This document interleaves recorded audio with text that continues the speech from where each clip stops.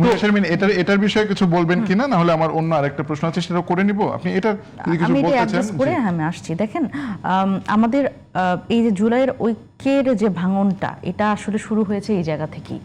যে যখন ধরেন আমি 5 আগস্টের একদম ইমিডিয়েট আফটার 5 আগস্ট, আমি 6-7 আগস্টের কথা বলছি, তখন দেখবেন যে এই রুহুল কবির রিজভী, তারপরে বড় বড় যে বর্ষিয়ান নেতারা, তারাই কিন্তু স্বীকার করেছে, আন্দালিব রহমান পাত্র তারাই স্বীকার করেছে যে এই বাবারা মায়েরা এরা না থাকলে তো আমরা বের হতে পারতাম না। ওনারা জেল কেটেছেন, ওনাদের আমি তো বারবার করেই বলছি, বিএনপির যে লড়াই সংগ্রামের ইতিহাস, বিএনপি একটা বড় দল, তাদের সবচেয়ে বেশি সংখ্যক নেতাকর্মী এই গুম খুন হামলা মামলা শিকার হয়েছে, জেল জুলুমের শিকার হয়েছে।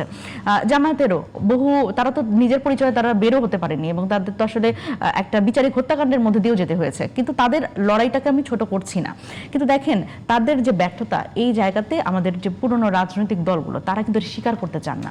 এবং এই যে যখন দেখেন এনসিপি ধরেন গণ অভ্যুত্থানে তো আসলে ছাত্র জনতার একটা গণ অভ্যুত্থান এবং এখানে ছাত্রদের একাংশ এনসিপি গঠন করেছে।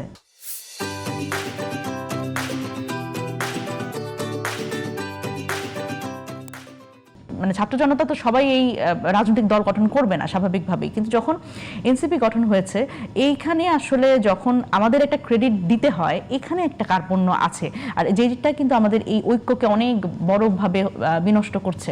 দেখেন এখানে আসলে অনেকের মধ্যে আমি দেখি যে পুরনো রাজনৈতিক দলের অনেক বর্ষিয়ান নেতারা, তাদের কথা হচ্ছে যে আমরা এত হামলা মামলার শিকার হলাম, আমরা জেল জুলুমের শিকার হলাম, তোমরা ডিবি অফিস থেকে ডিবি অফিস পর্যন্ত গেলা, তোমরা এরকম জেল জুলুমের শিকার হতে হয় নাই, তোমাদের গুম হইতে হয় নাই ওইভাবে, তোমরা এত সহজেই আমাদের সাথে একই কাতারে এসে রাজনীতি করছো। এই যে একটা কার্পণ্য, যে আমাদের যত লড়াই সংগ্রাম আছে তোমাদেরও ওইটার মধ্যে দিয়ে যেতে হবে, না হলে তোমরা আসলে রাজনীতিবিদ হতে পারবে না, বা তোমাদের সেই স্টেকটা আমরা দিব না।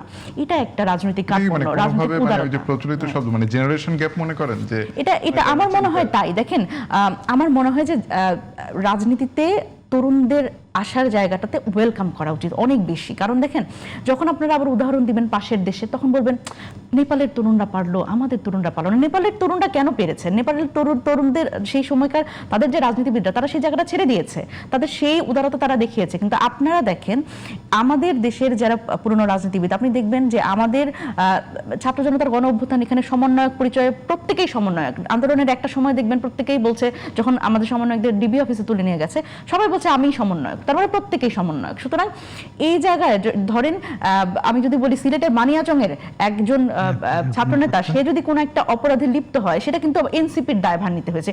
এনসিপি তরুণরা রাজনীতিতে এসে হায় হায় সবকিছু নষ্ট করে ফেলল।